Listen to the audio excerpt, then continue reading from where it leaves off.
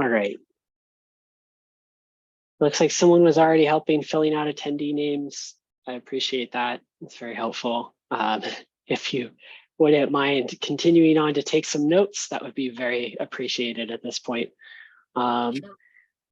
Looking here, I don't feel like I see any new faces, so we can jump right into outstanding RFCs. And let's take a look. Okay, so we've got this Java one that's still blocked. We can jump right into the creating the language family builders. I think we talked about this last week, and I said I was going to merge this and then got distracted doing something else. Sorry, Kevin, I will merge this. I promise. That's fine. We did get some more comments from Forrest, and so I mean that was good. Yeah, but I think this one's ready now. Yeah. Okay. Great.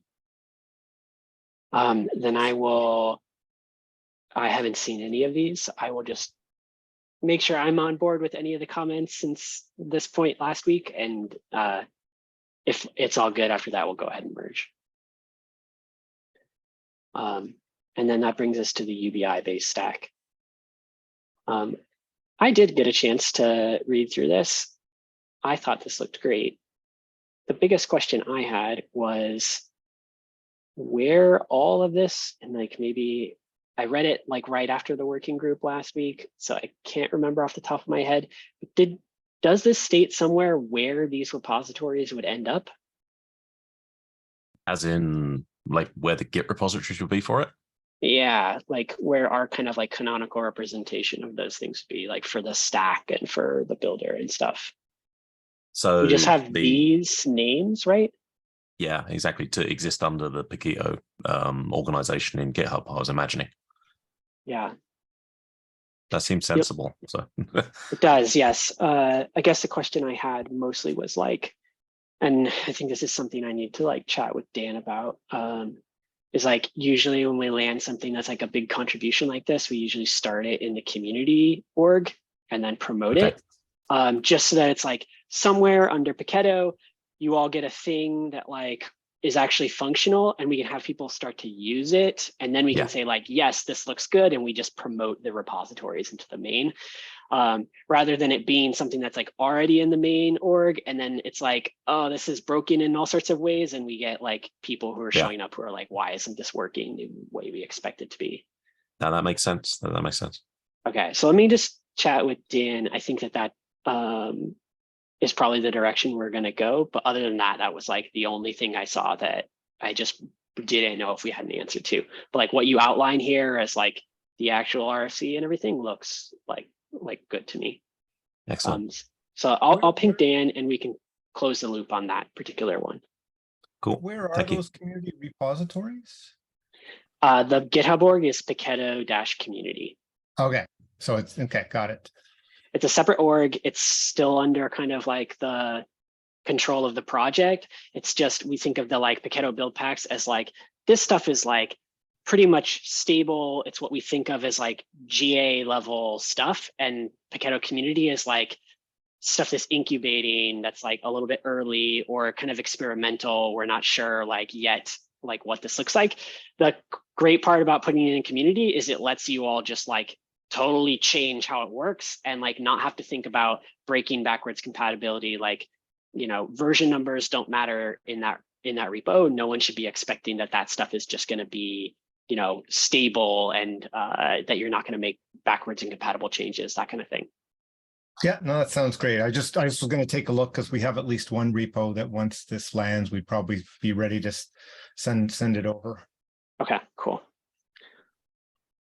Yeah, that makes sense. I mean, the basic, some of the basic capabilities of CNCF build packs that we use in here are still tagged experimental. So it would make sense to keep it over in the Paketo community. But, you know, once everything starts to settle down and look like that's the way it's worked, well, what's the process we go through then to move it out of community? How do we follow that? It's just an RFC. You basically would just say like, this is stabilized. We're just going to promote these. The repo names stay the same. Here are like the initial version numbers. Like that would be kind of like, I can point you at examples. There've been at least 3 or 4 other instances. Usually the way this has been is like, we're building a net new build pack for like a whole language ecosystem that hasn't been supported. And we kind of build it over in community. And then like, once it kind of gets to a stable state where we're like, this is ready to go, then it just gets promoted and we just like move the repos. Okay, that feels great. Okay, cool. Okay, yeah, then I will follow up with Dan and we'll just make sure that if that's the direction we're gonna go, then we'll just, I'll probably just make the modification in this RFC to just say like, these are gonna land in the community and we'll go ahead and make sure we have all the approvals at that point. And yeah, I was really happy to see this. This looks really good. All right, thanks. All right, anything else on this one? Doesn't sound like it. Okay, that's the last RFC for today. CNB updates and questions. I haven't seen anything land, but I did see quite a bit of work happening on the stack removal work, which is interesting to see. That will be useful for us going forward, being able to like have build packs that can do things like run on top of UBI and Ubuntu and not have to say like Ubuntu or UBI anywhere in them. That would be nice. But I haven't seen anything land that we can actually play with yet. So that's just still in progress. Other than that, I don't think I saw any other CNB related things. The only one I had was we've realized we need the pack extension to be able to build the extensions into like a .cnb file. I'm just wondering, are there like any other pieces like that that are still in flight that?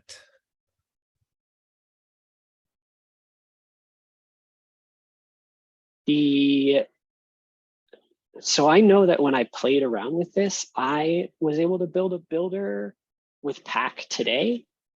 We can definitely build it.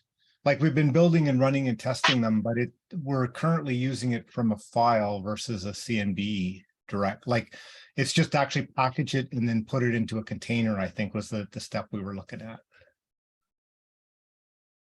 Is that just saying, does that match what you saw, or did you see something different?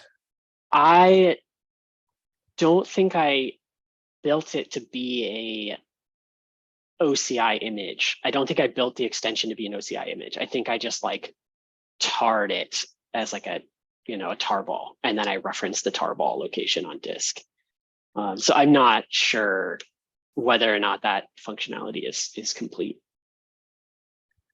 Yeah, chat with Natalie and find out for that one. Okay, there's a PR, so we've got the PR. Then we've tried using it. We just haven't quite gotten it to work yet. And it was more like that made me realize that there was one other piece. I was just wondering if anybody here knows of any other pieces we might run into that we should be looking at ahead of time versus waiting till we run into it.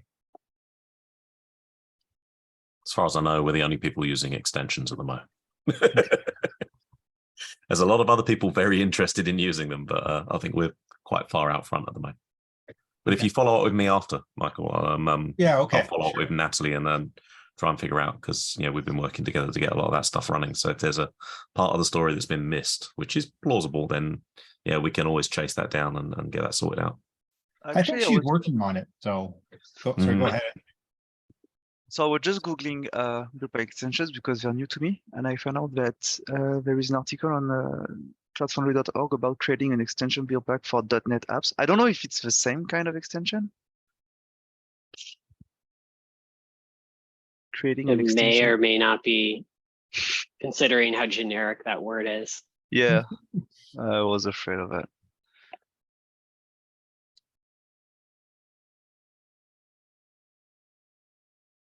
Yeah, I think I just found that article. Is it the one that says page last updated 2020 at the top, 14th of Jan? Yeah, that's exactly. Yeah. That That's would right. predate the release of the spec, so I don't think that's related. Okay, gotcha.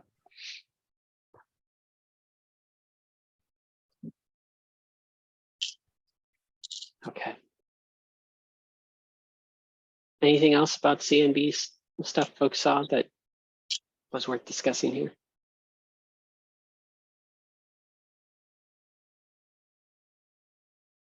Doesn't sound like it. Project update. Just for full transparency, it's been really quiet for us on the VMware side. We're like hitting a quarterly release milestone. And so there's like quite a lot of kind of VMware related tasks that are keeping us from the open source work these days. But yeah, please, if you have stuff that needs to get unblocked or needs VMware folks' attention, please feel free to just ping us in the Slack and we'll get around to it as quickly as possible. But other than that, I don't know of anything that's like actively being worked on that's worth mentioning here, other than just keeping the pipes running.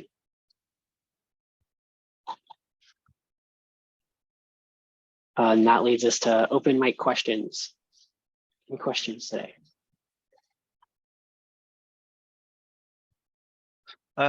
Yeah, I just wanted to add a quick mention. I don't know if it has been already said to this audience, but you know, Ryan, there was the addition of a node runtime being added to the Java Buildpacks. I think it was like done 2 weeks ago or something like that.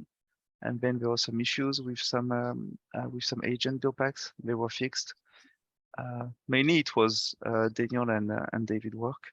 But basically, the idea was to be able to add an environment variable, to add a signal, so that during your plan, the Node.js, or well, actually npm/yarn executable would be included and would be available to a Maven or Gradle build for the people who are trying to build the front end directly from Maven or from Gradle. That was the idea, to provide them with such binaries. Yeah, we're still dealing with some of the fallout of that. It ended up impacting, I think, the Datadog build pack and maybe something else that had to do with like which agent Datadog ultimately ended up installing. And right now that's impacting the node build pack, because basically it looks like it will never install Datadog for one of the order groupings in the node build pack, because it has a requirement on both node and node modules, but it's possible to write a node app that does not use node modules. And so Datadog will like just never be, you can't install Datadog in that situation. So okay. It's not really an urgent fix, but it's something we want to get a fix in for at some point. And in the meantime, we're just going to hold back and use the previous version of Datadog in the node build pack, so we get proper support in all the cases we care about. So the requirement on node modules is not, I mean, it fixed the issue for the Java composite build pack, but it broke the agent for some Node.js projects. Exactly. Okay, I didn't know. Does that work by adding a requirement for node? Like that environment variable ends up adding a requirement for node in the build plan?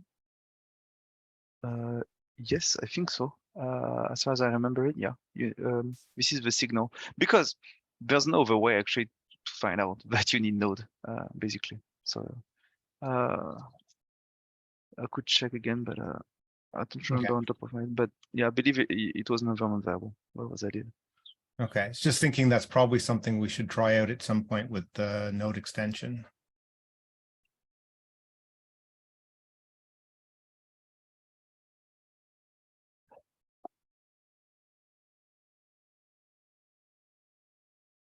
Yeah, so the issue I'm talking about, I guess, is this one.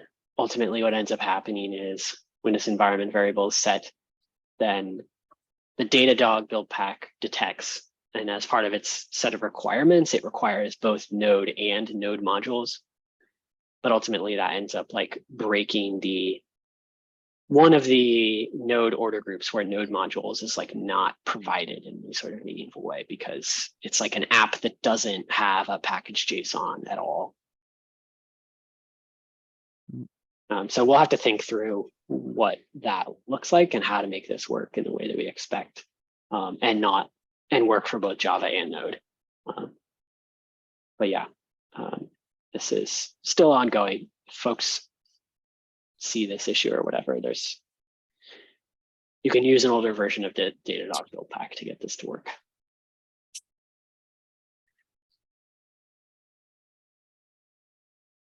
All right.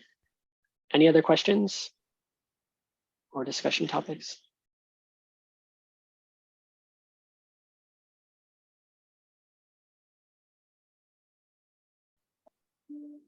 Doesn't sound like it.